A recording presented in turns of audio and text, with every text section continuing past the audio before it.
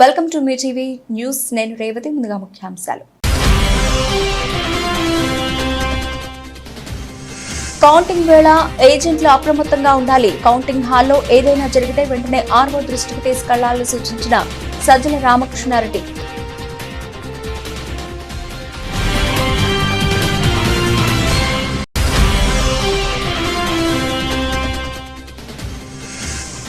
Phone tapping అంశంలో తనపై మంత్రి కోమటిరెడ్డి వ్యాఖ్యలకు స్పందించిన హరీష్ రావు, ఆరోపణలు నిరూపిస్తే ముక్కు నేలకేసి రాస్తానని సవాల్.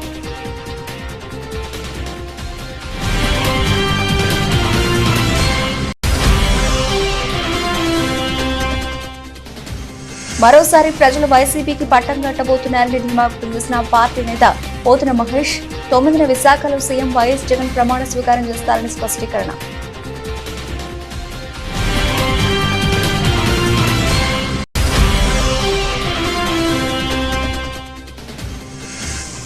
ఎమ్మెల్సీ కవిత కస్టడీ పొడిగించిన కోర్టు. జూలై 3 వరకు జైల్లోనే బీఆర్ఎస్ ఎమ్మెల్సీ.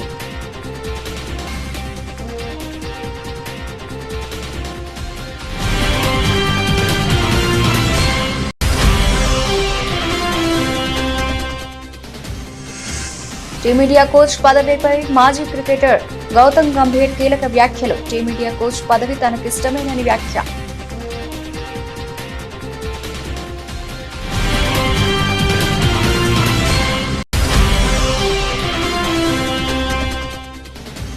మార్కెట్లో ఎగ్జిట్ పోల్స్ జోష్.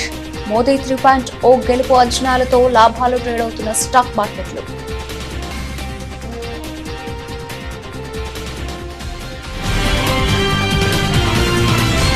ఏపీలో జూన్ 4న ఓట్ల లెక్కింపు జరగనున్న నేపథ్యంలో వైసీపీ కౌంటింగ్ ఏజెంట్లకు రాష్ట్ర ప్రభుత్వ సలహాదారు సజ్జల రామకృష్ణారెడ్డి దిశానిర్దేశం చేశారు. కౌంటింగ్ సమయంలో నిబంధనలకు వ్యతిరేకంగా ఏదైనా జరుగుతూ ఉంటే వెంటనే దాన్ని ఎత్తి చూపాలని, ఆర్ఓ దృష్టికి తీసుకెళ్లాలని సజ్జల స్పష్టం చేశారు.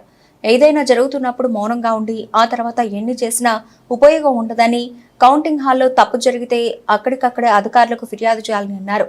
అవసరమైతే ఎన్నికల సంఘం దృష్టికి కూడా తీసుకెళ్లాలని సూచించారు. కౌంటింగ్ ప్రక్రియలో అభ్యర్థుల కౌంటింగ్ ఏజెంట్లందరికీ సమాన ప్రాధాన్యత ఉంటుందని, ఎవరి బాధ్యత వాళ్లు సక్రమంగా నిర్వర్తిస్తే నిఖార్సైన ఫలితాలు బయటకు వస్తాయని, ఇది ప్రజాస్వామ్య స్ఫూర్తి అని తెలిపారు. ప్రజలు వేసిన ఓటుకు న్యాయం జరగాలంటే కౌంటింగ్ ఏజెంట్లు చిత్తశుద్ధితో పనిచేయాల్సిన అవసరం ఉందని సజ్జల పిలుపునిచ్చారు. సరైన సమయంలో మనం ఆ తర్వాత ఎన్నన్నా లాభం లేదు. ఆ సమయంలోనే దాన్ని పాయింట్ రైజ్ చేసి ఆర్ఓ దృష్టికి కానీ తర్వాత కమిషన్ దృష్టికి అవసరమైతే పైకి ఎస్కలేట్ చేసి తీసుకెళ్లడం అనేది ఎంత అవసరం. దానికంటే ముఖ్యంగా ఈ కౌంటింగ్ ప్రక్రియలో కౌంటింగ్ ఏజెంట్లు అనే వాళ్లకు equal importance, almost equal importance ఉంది. ఎవరి బాధ్యత వాళ్ళు సక్రమంగా నిర్వర్తిస్తే ఫలితాలు అనేవి కరెక్ట్గా బయటకు వస్తాయి. ఇది దాని స్పిరిట్. ఏదైతే ప్రజాస్వామ్యంలో మనం ఎక్స్పెక్ట్ చేసేది రిజల్ట్ అనేవి జెన్యూన్ ప్రజల ఆకాంక్షలను ప్రతిబింబిస్తాయి. ప్రజలు ఏమి ఓటు చేశారో, ఎవరికి బ్లెస్సింగ్స్ ఇచ్చారో అవే బయటకు వచ్చే అవకాశం ఉంటుంది. అయితే పోటీ ఇంత తీవ్రస్థాయిలో ఉన్నప్పుడు, అందులోనూ మన రాష్ట్రంలో ఇప్పుడున్న పరిస్థితుల్లో ప్రత్యర్థులు ఏ రకమైన దీనికైనా పోయి ఎలాంటి కుట్రలకైనా పాల్పడి వాళ్ళ దీనికి తగినట్టు మలుచుకోవడానికి వ్యవస్థల్లో కూడా చొరబడి చేసే అలవాటున్న ప్రత్యర్థులు మనం ఇక్కడ ఎదుర్కొంటున్న నేపథ్యంలో వాతావరణం కూడా కొంచెం ఇదిగా ఉన్నందువల్ల మనం మోర్ అలర్ట్గా ఉండాలని చెప్తున్నాం. ఫోన్ ట్యాపింగ్ వ్యవహారంలో మంత్రి కోమటిరెడ్డి తనపై తీవ్ర ఆరోపణలు చేయడం పట్ల బీఆర్ఎస్ నేత హరీష్ రావు తీవ్రంగా స్పందించారు. కోమటిరెడ్డి వ్యాఖ్యలు చూస్తూ ఉంటే ఆయనకు మతి భ్రమించినట్టుగా అనిపిస్తోందని అన్నారు. వెంటనే వెళ్లి డాక్టర్కు చూపించుకుంటే మేలని వ్యంగ్యం ప్రదర్శించారు. నేను అమెరికా వెళ్లి రిటైర్డ్ అధికారి ప్రభాకర్ రావును కలిశానని ఆరోపిస్తున్నారు. ఇంతకంటే పెద్ద అబద్ధం ఉంటుందా? సీఎం, ఆయన మంత్రులు అబద్దాలతో ప్రభుత్వాన్ని నడుపుతున్నారనడానికి ఇదే నిదర్శనం. నేను ఫ్యామిలీతో కలిసి అమెరికా వెళ్లాను, అందులో అబద్ధమేమీ లేదు. కానీ ప్రభాకర్ రావును కలిశానని కోమటిరెడ్డి అంటున్నారు. కోమటిరెడ్డి తన ఆరోపణలు నిరూపించాలి. నేను ప్రభాకర్ రావును కలిసినట్టు నిరూపిస్తే హైదరాబాద్ లో అమరవీరుల స్తూపం ముందు ముక్కు నేలకేసి రాస్తాను. తన ఆరోపణలు నిరూపించుకోకపోతే మంత్రి కోమటిరెడ్డి బహిరంగ క్షమాపణ చెబుతారా అంటూ హరీష్ రావు సవాల్ విసిరారు. సీఎం వైఎస్ జగన్ 5 ఏళ్ల పాలనలో లబ్ధి పొందిన పేదలంతా మా పార్టీకి ఓటేశారని వైఎస్ఆర్సీపీ ప్రధాన కార్యదర్శి సజ్జల రామకృష్ణారెడ్డి అన్నారు. తుది ఫలితాలు కూడా ఎగ్జిట్ పోల్స్ కంటే ఎక్కువ సీట్లు వస్తాయని, స్థానిక సర్వే సంస్థలు మాత్రం వైఎస్ఆర్సీపీకి అనుకూలంగా ఇస్తే జాతీయ మీడియా సంస్థల ఎగ్జిట్ పోల్స్ అన్ని ఎన్డీఏ కోసం ఇచ్చి కన్ఫ్యూజ్ చేసే ప్రయత్నం చేశాయని అన్నారు. అంటే ఏటావాత మొత్తంగా చూస్తే ఈ ఎగ్జిట్ పోల్స్ ఎవరైతే సీరియస్గా అంటే ఇక్కడ స్టేట్ ఓరియంటేషన్తో మన రాష్ట్రం కానీ ఇక్కడ మాత్రమే ఫీల్డ్లో ఉండి ఇక్కడ రెప్యూటెడ్ సంస్థలుగా ఉన్న వాళ్ళు చేసిన వాటిలో పాజిటివ్ ట్రెండ్ అయితే కనిపిస్తుంది వైఎస్ఆర్ కాంగ్రెస్ పార్టీకి. ఢిల్లీలో కూర్చొని పార్లమెంట్ యాజ్ ఏ యూనిట్గా తీసుకొని 100-200 శాంపుల్స్ వాళ్ళు ఎక్కడెక్కడ ఫోన్ల మీద తీసుకుంటారో ఎట్లా అలాంటి వాటిలో కొంత బీజేపీకి అడ్వాంటేజ్ ఇవ్వాలనే ఒక ముందే టార్గెట్ పెట్టుకొని చేసినట్టు అనిపిస్తుంది. సో ఏది ఏమైనా ఇంకా 48 అవర్స్ మనకు ఈ టైంకు ఐ థింక్ ఎల్లుండి మొత్తం ఈవీఎంలన్నీ ఓపెన్ అయిపోయి ఉంటాయి. రిజల్ట్ కూడా ఆల్మోస్ట్ తెలిసిపోయి ఉంటుంది. పాయింట్ వచ్చి ఇక్కడ ఏదంటే మళ్ళీ ముందు నుంచి మేము చెప్తున్నదే మళ్ళీ చెప్తున్నాం. ఈ 5 ఏళ్లలో మా ప్రభుత్వం, జగన్మోహన్ రెడ్డి గారి ప్రభుత్వం, జగన్మోహన్ రెడ్డి గారు వ్యక్తిగతంగా ఆయన ఒక నాయకుడిగా ప్రజల్లోకి పార్టీని తీసుకెళ్లినంతగా కానీ లేదా ఒక కొత్త రకం విప్లవాత్మకమైన మార్పులు తీసుకురావడం కానీ వేటి ద్వారా అయితే పేదలందరూ కూడా బాగా లబ్ధి పొందారో ఆ లబ్ధితో ఆర్థికంగా వెసులుబాటే కాకుండా సాధికారత కూడా సాధించుకున్నారు. వాళ్ళందరూ ఖచ్చితంగా తమ ఆదరాభిమానాలు జగన్మోహన్ రెడ్డి గారికి, మా పార్టీకి చూపించారనేది ప్రస్ఫుటంగా ప్రతి మా ఎలక్షన్ క్యాంపెయిన్లో కానీ లేదా అంతకుముందు గడపకపోయినప్పుడు పార్టీకి వచ్చిన ఆదరణలో కానీ కనపడుతుంది. నిన్న వచ్చిన సర్వేలు కానీ వాటిలో చూస్తే మళ్ళీ మేము ఫీల్ అయ్యేదైతే ఈ సర్వేల్లో ఏదైతే రియల్గా ఫీల్డ్లో జరిగిన వాటికంటే కూడా ఇంకా మరింత మెరుగైన, చాలా మెరుగైన రిజల్ట్స్ ఉండబోతున్నాయి. ల్యాండ్ స్లైడ్ ఇది ఉన్నా ఆశ్చర్యపోవాల్సిన అవసరం లేదు. ఎందుకంటే మరి సైలెంట్ ఓటు వేరే ఊర్ల నుంచి వచ్చిన వాళ్ళు అయినా కూడా హైదరాబాద్ కానీ బెంగళూరు కానీ ఎక్కడికైనా బతుకు తెరువు కోసం పోయిన వాళ్ళు అయినా ఎవరైతే జగన్మోహన్ రెడ్డి గారి వల్ల కంటిన్యూస్గా బెనిఫిట్ కావడమే కాదు, అదే కంటిన్యూస్గా బెనిఫిట్ కావడము, దానివల్ల వాళ్ళ ఫ్యామిలీస్ అన్ని బాగుపడడం, ఈయన ఉంటేనే మరింత మాకు మేలు జరుగుతుంది అని అనుకోవడం వల్లనే ఢిల్లీ లిక్కర్ పాలసీ స్కామ్ లో బీఆర్ఎస్ ఎమ్మెల్సీ కవిత కస్టడీని కోర్టు పొడిగించింది. జూలై 3 వరకు కస్టడీని పొడిగిస్తూ సోమవారం రోజ్ అవెన్యూ కోర్టు ఆదేశాలు జారీ చేసింది. ఆదివారంతో కవిత కస్టడీ ముగియడంతో సోమవారం ఆమెను పోలీసులు కోర్టులో హాజరుపరిచారు. భారీ భద్రత నడుమ కవితను కోర్టుకు తీసుకొచ్చారు. కోర్టు హాల్లో ఉన్న మీడియా ప్రతినిధులను చూస్తూ ఎమ్మెల్సీ కవిత జై తెలంగాణ, జై భారత్ అనే నినాదం చూస్తూ కోర్టు లోపలికి వెళ్లారు. కోర్టు హాల్లో చోటు చేసుకున్న ఈ సంఘటనకు సంబంధించిన వీడియో ప్రస్తుతం సోషల్ మీడియాలో వైరల్ గా మారింది.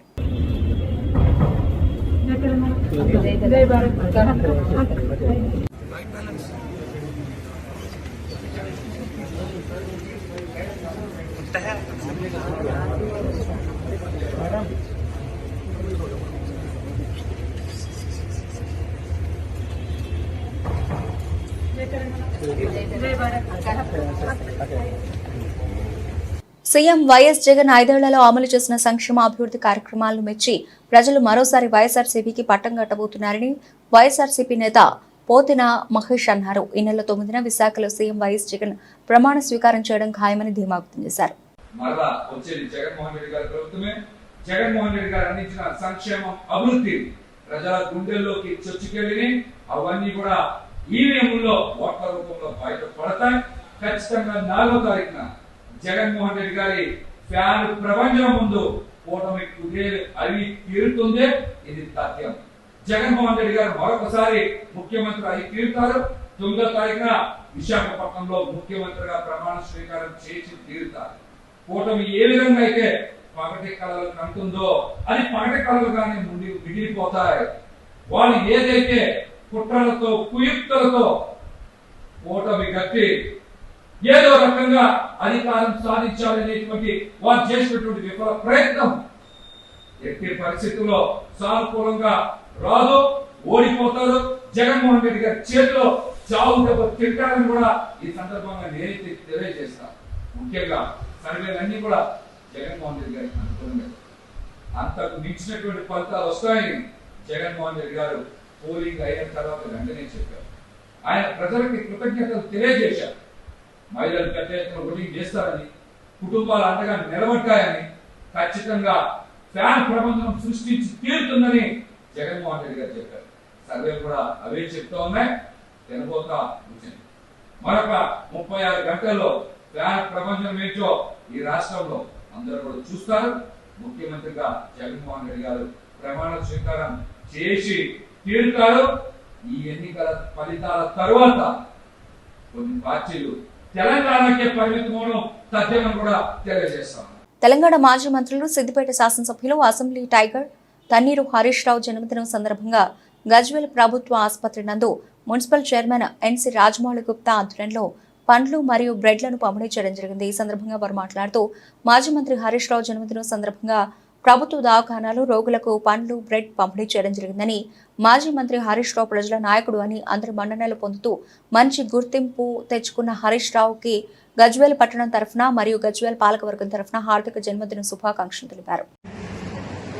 తెలంగాణ రాష్ట్ర సాధనలో తన యొక్క పాత్రను పోషించినటువంటి పెద్దలు జిల్లా మాజీ మంత్రి శ్రీ తన్నీరు హరీష్ రావు గారి జన్మదిన సందర్భంగా వాకడ్ హనుమాన్ దేవాలయంలో ప్రత్యేక పూజలు నిర్వహించి మన ప్రభుత్వ ఆసుపత్రిలో రోగులందరూ కూడా అన్న పంపిణీ కార్యక్రమం చేయడం జరిగింది. ఈ సందర్భంగా వారు ఎన్నో నూరేళ్లు జీవించి ప్రజాసేవలో ఉండాలని ఆకాంక్షిస్తూ వారి మళ్ళీ ఒకసారి మా గజ్వేల్ పెరిగినాపూర్ మున్సిపల్ పాలకవర్గం తరఫున, మా గజ్వేల్ నియోజకవర్గ ప్రజల తరఫున, గజ్వేల్ పట్టణ ప్రజల తరఫున శ్రీ తన్నీరు హరీష్ రావు శుభాకాంక్షలు తెలియజేస్తూ తెలంగాణ రాష్ట్రం ప్రజలందరి ఆకాంక్ష మేరకు అందరూ కూడా పనిచేసి ప్రజా సంక్షేమ ధ్యేయంగా నాయకులందరూ పనిచేయాలని కోరుకుంటూ మరి ఒకసారి శ్రీ తన్నీరు హరీష్ రావు గారికి జన్మదిన శుభాకాంక్షలు తెలియజేస్తున్నాను. A great leader, good administrator and also a troubleshooter. ఇది మనం కామన్ గా మన ప్రియతమ నేత హరీష్ అన్న గురించి చెప్పుకునే పదాలు. నిజంగా హరీష్ అన్న పుట్టినరోజు అంటే టీఆర్ఎస్ కార్యకర్తలకు ఒక పండగ వాతావరణం. ఎందుకంటే ప్రతినిత్యం కొన్ని వేల మందికి తన సమయాన్ని వెచ్చించి ప్రజల సమస్యలను ఆన్ ది స్పాట్ పరిష్కరించే జనహృదయ నేత మన హరీష్ అన్న. హరీష్ అన్నను యావత్ భారతదేశంలో ఒక ఎగ్జాంపుల్ గా తీసుకొని ప్రతి రాష్ట్రంలో చాలా పార్టీలలో నాయకులు ముందుకు సాగుతున్నారు. నిజంగా హరీష్ అన్న మన సిద్దిపేట జిల్లాలో ఉండడం, మనందరికీ అందుబాటులో ఉండడం మన అందరి అదృష్టంగా భావిస్తూ ఈరోజు 52వ పుట్టినరోజు జరుపుకుంటున్న హరీష్ అన్న వారికి దేవుని ఆశీస్సులు ఎల్లప్పుడూ ఉండాలని, ఆయుర ఆరోగ్యాలు అష్ట ఐశ్వర్యాలు కలగాలని మనసారా కోరుకుంటూ వారి పుట్టినరోజు సందర్భంగా మా టీఆర్ఎస్ కార్యకర్తల సమక్షంలో ఇక్కడ మన 4th వార్డ్ ప్రెసిడెంట్ కనకన్న గారు ఉన్నారు. అలాగే మన టీఆర్ఎస్ సోషల్ మీడియా మెంబర్ మన స్వామి గారు ఉన్నారు.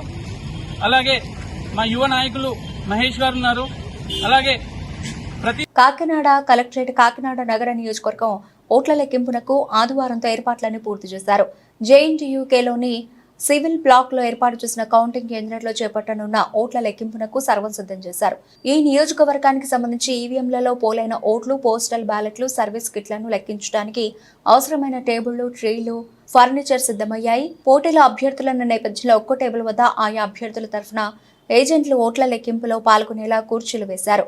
ఈవీఎంలో ఓట్ల లెక్కింపునకు 14 పోస్టల్ బ్యాలెట్లు, కౌంటింగ్ కు 4, సర్వీస్ ఓట్లు లెక్కించడానికి 1 చొప్పున మొత్తం 19 టేబుల్ వేశారు. అలాగే పోస్టల్ బ్యాలెట్, సర్వీస్ ఓట్లు మరొక చోట ఒకే సమయంలో సమాంతరంగా లెక్కించేలా చర్యలు తీసుకుంటున్నారు. టేబుళ్ల వద్ద కౌంటింగ్ సూపర్వైజర్, సూక్ష్మ పరిశీలకులు ఈవీఎంలలోని ఓట్లు లెక్కించేలా ప్రణాళిక సిద్ధమైంది. ఎలాంటి ఇబ్బందులు తలెత్తకుండా సిబ్బంది, ఏజెంట్లకు మధ్య పటిష్టమైన అభ్యర్థులు ఏర్పాట్లు, ఏజెంట్లు, కౌంటింగ్ సిబ్బంది మినహా ఎవరిని ఓట్ల లెక్కింపు కేంద్రంలోకి అనుమతించకుండా ప్రత్యేక ద్వారాలు పెట్టారు. రిటర్నింగ్ అధికారి జె వెంకట్రావు ఆయా ఏర్పాట్లను పరిశీలించారు. మంగళవారం చేపట్టిన ఓట్ల లెక్కింపునకు అన్ని ఏర్పాట్లు పూర్తి చేసినట్లు ఆర్వో తెలిపారు. 17 రౌండ్లలో ఫలితం కాకినాడ నగర నియోజకవర్గంలోని 234 పోలింగ్ కేంద్రాలు ఉన్నాయి. ఒక్కో కేంద్రంలో 1 ఈవీఎం చొప్పున వినియోగించారు. అలాగే ఈ లెక్కన 294 ఈవీఎంలలో పోలైన ఓట్లను లెక్కించాల్సి ఉంటుంది. కౌంటింగ్ టేబుల్స్ 14 ఏర్పాటు చేసిన నేపథ్యంలో 17 రౌండ్లలోనే ఫలితం తేలనుంది. ఒక్కో రౌండ్లో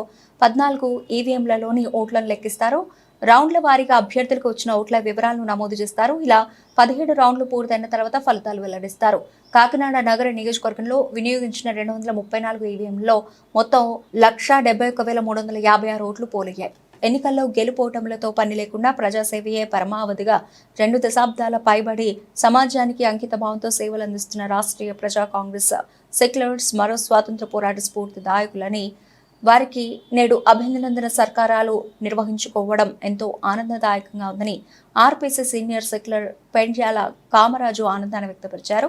మొన్న జరిగిన ఎన్నికల ప్రచారంలో ఏ బలహీనతలకు తావు లేకుండా ప్రజాస్వామ్యబద్ధంగా కేవలం కరపత్రాన్ని అస్త్రంగా మలుచుకుని ఇంటింటికి సాంప్రదాయక ప్రచారాన్ని సాగించిన ఆర్పీసీ సెక్యులర్స్ నిజమైన యుద్ధ సూరులని, కిరాయి మనుషులతో కిరాయి మార్గాలను నమ్ముకొని ఎన్నికలను రాజకీయ వ్యాపారంగా మార్చిన నేటి వ్యాపార ప్రధాన రాజకీయ పక్షాలు సిగ్గుపడే విధంగా స్వచ్ఛందంగా ఎవరి ఖర్చులు వారే ఖర్చు చేసుకుంటూ పార్టీ సిద్ధాంతాలను ప్రజల ముందుకు తీసుకెళ్లిన ఆర్పీసీ వారియర్స్ ను చూస్తూ ఉంటే ఎంతో గర్వంగా ఉందని, వ్యాపార పార్టీలన్నీ ఆర్థిక దోపిడీలో బిజీగా ఉండడం ఖాయమని ఆర్పీసీ అధ్యక్షులు మేడా శ్రీనివాస్ ఈ సందర్భంగా గుర్తు చేశారు.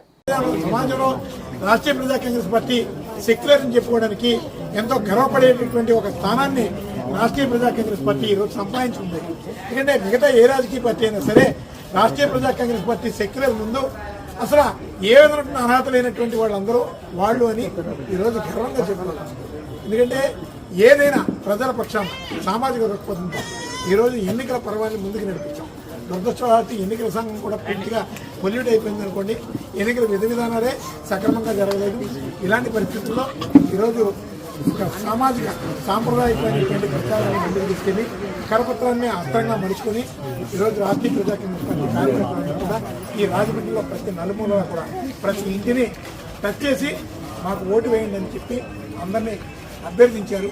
అలాగే ఈ రాజమండ్రికి ఏదైతే అవసరమో ఆ లక్ష్య సాధనగా ఈరోజు మేము ఒక కరపత్రాన్ని ఒక మేనిఫెస్టోను రూపొందించి ఈ రాజమండ్రిలో ఓటుని అభ్యర్థించడం జరిగింది. గెలుపు ఓటమిలో పక్కన పెడితే రాష్ట్రీయ ప్రజా కాంగ్రెస్ పార్టీ గెలిచింది. తెలంగాణ రాష్ట్రమే ధ్యేయంగా మలిదశ ఉద్యమంలో లాఠీ దెబ్బలకు వెనుతిరగక ఎన్నో ఉద్యమాలు రాస్తారోకోలు చేసి తెలంగాణ రాష్ట్రం సిద్ధించడానికి కారణమైన సూర్యాపేట జిల్లా కోదాడ నియోజకవర్గానికి చెందిన ఉద్యమకారులు కుర్ర రామారావు, పగడాల రామచంద్రారెడ్డి, రాయపూడి వెంకటనారాయణలకు వ్యవసాయ market vice chairman Sampeta Upender Goud, Congress party నాయకులు చందు నాగేశ్వరరావు, ఒంటిపులి శ్రీనివాస్ ఆధ్వర్యంలో ఘన సన్మాన కార్యక్రమాన్ని నిర్వహించారు.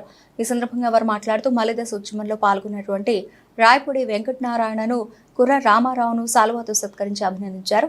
ఆ రోజుల్లో పదవుల కోసం కాకుండా తెలంగాణ ఉద్యమమే ధ్యేయంగా పనిచేసిన మహానాయకులను సత్కరించడం ఆనందంగా ఉందని, ఇలాంటి ఉద్యమకారులను సత్కరించి ఉద్యమంలో అసూలు బాసిన ఉద్యమకారులకు జోహార్లు తెలిపారు. త్యాగమూర్తుల పదంగా తెలంగాణ రాష్ట్రాన్ని మనం సాధించుకోవడం జరిగింది. దానిలోనే భాగంగా చిలుకూరు మండలం, చిలుకూరు గ్రామ వాసి అయిన విలేకరు అయిన కుర్ర రామారావు గారు ఆ ఉద్యమంలో నాటి ఉద్యమకారుడు కేసీఆర్ గారి నాయకత్వంలో ఎన్నోసార్లు ఉద్యమం చేసి వరంగల్ జైలుకు వచ్చి, అదేవిధంగా కోదాడ నుంచి సాగర కెనాల్ పాదయాత్రలో కూడా రామారావు గారు పాల్గొనడం జరిగింది. వారి స్ఫూర్తిని గుర్తించి, కానీ గత కేసీఆర్ గవర్నమెంట్ ఉద్యమకారుని ఏ రోజు గుర్తించలేదు. ఈ రోజైనా కొంతమంది కేసీఆర్ ఉద్యమాన్ని గుర్తించి కాంగ్రెస్ గవర్నమెంట్ సన్మానం చేయడం జరిగింది. అదేవిధంగా కోదాడపట్నం కూడా రామారావు గారికి మేము చిరు సన్మానం చేసి అభినందనలు తెలియజేయడం జరిగింది. దశాబ్దాల పాటు తెలంగాణ కోసం పోరాటం చేసి ఎందరో అమరులై తెలంగాణ సాధించుకోవడం జరిగింది. అందుకనే ఉద్యమకారులని ఏ ప్రభుత్వం వచ్చినా ఎవరి గవర్నమెంట్ ఉద్యమకారులను గుర్తించాల్సింది మనందరిపై ఉంది. పార్టీలకు అతీతంగా ఆ రోజు తెలంగాణ కోసం సాధన చేసిన ఎంతోమంది ప్రాణత్యాగం చేశారు. ఆ విధంగా ఆ రోజు ఉద్యమంలో చురుకుగా పాల్గొని కేసులు పెట్టించుకొని జైలు పాలైన ఉద్యమకారులు మనం సన్మానించుకోవడం మనందరం తెలంగాణ పౌరులుగా మన బాధ్యత. ఏ పదవిలో ఉన్నా, ఏ పార్టీలో ఉన్నా, మనం ఏ వ్యక్తులైనా కానీ మన తెలంగాణ సాధించుకున్న వ్యక్తులు వాళ్ళ వల్ల తెలంగాణ వచ్చిన వాడికి మనందరం కూడా వాళ్ళని ఈరోజు గుర్తు చేసుకోవడం చాలా మంచిది.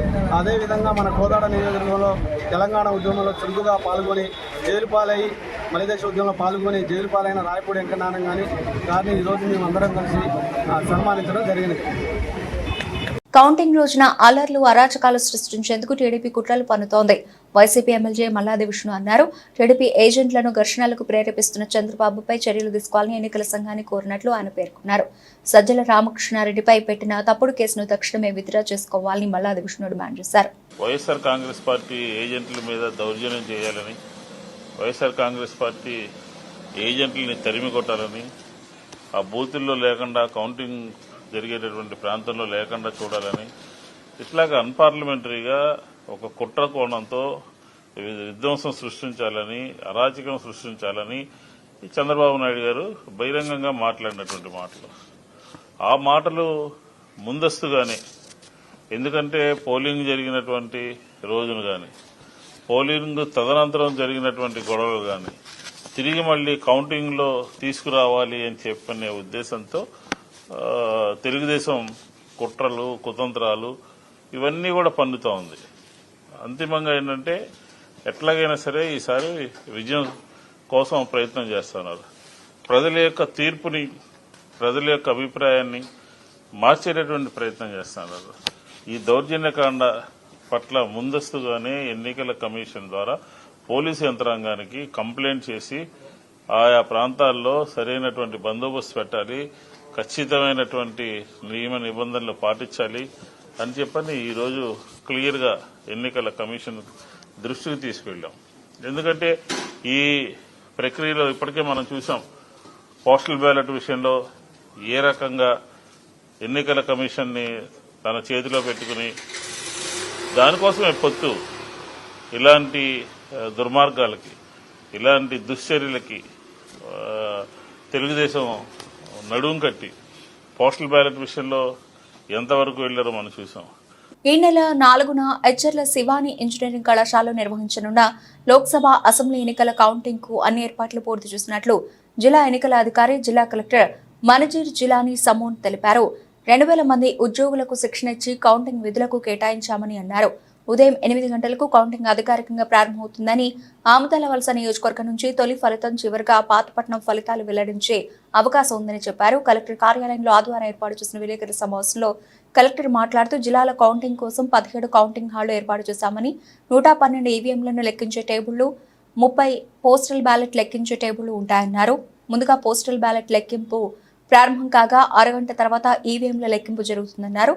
కౌంటింగ్ కేంద్రంలో సీసీ కెమెరాలు ఏర్పాటు చేశామని, పోలీస్ సిబ్బంది, ఏపీఎస్పీ, ఐటీబీపీతో కలిపి 3 అంచెల భద్రతను ఏర్పాటు చేస్తున్నామని తెలిపారు. ఆర్ఓ, ఏఆర్ఓ, అబ్జర్వర్, రాజకీయ పార్టీల ప్రతినిధుల సమక్షంలో కౌంటింగ్ జరుగుతుందన్నారు.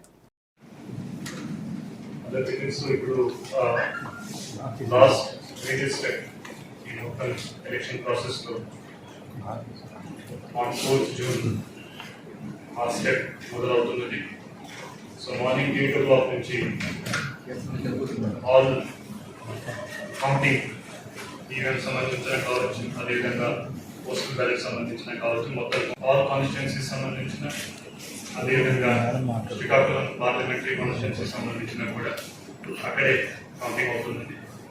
సో కౌంటింగ్ కోసం ఆల్ అరేంజ్మెంట్స్ ఆల్రెడీ పూర్తి చేయడం జరిగింది.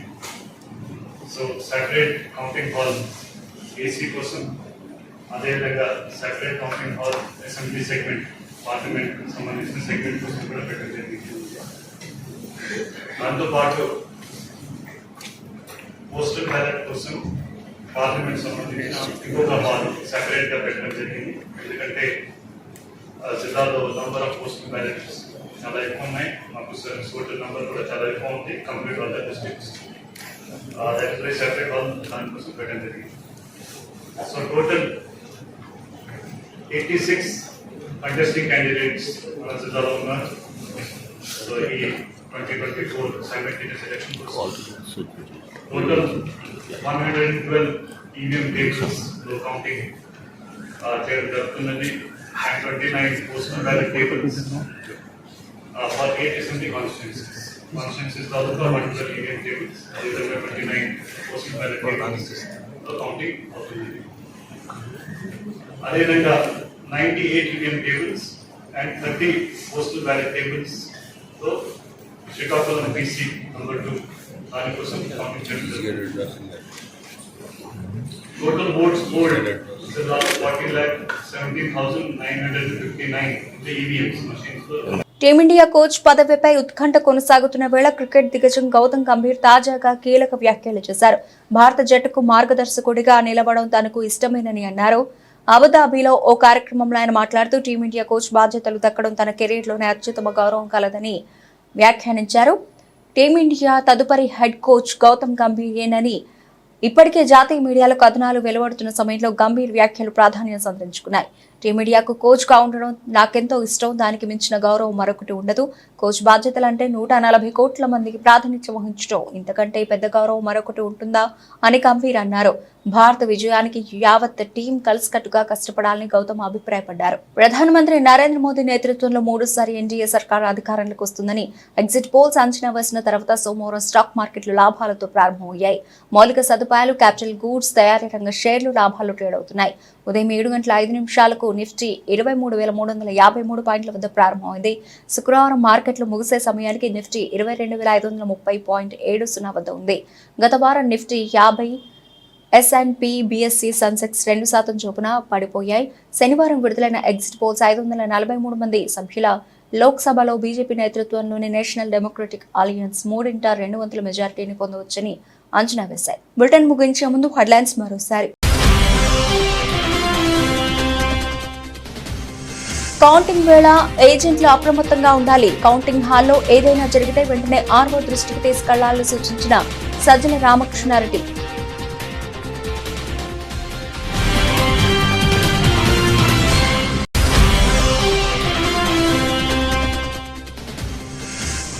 ఫోన్ ట్యాపింగ్ అంశంలో తనపై మంత్రి కోమటిరెడ్డి వ్యాఖ్యలకు స్పందించిన హరీష్ రావు, ఆరోపణలు నిరూపిస్తే ముక్కు నేలకేసి రాస్తానని సవాల్.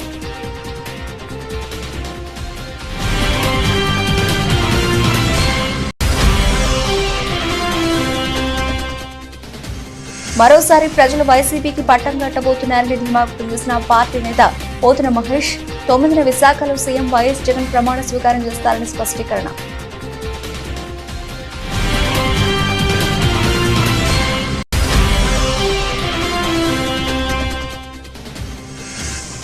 ఎమ్మెల్సీ కవిత కస్టడీ పొడిగించిన కోర్టు, జూలై 3 వరకు జైల్లోనే బీఆర్ఎస్ ఎమ్మెల్సీ.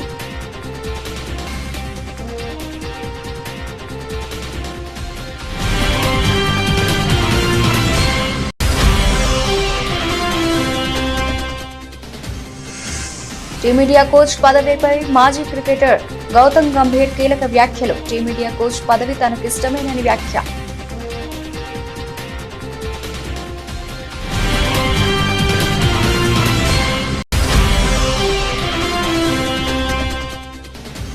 మార్కెట్లో ఎగ్జిట్ పోల్స్ జోష్, మోదీ 3.0 గెలుపు అంచనాలతో లాభాలు ట్రేడ్ అవుతున్న స్టాక్ మార్కెట్లు.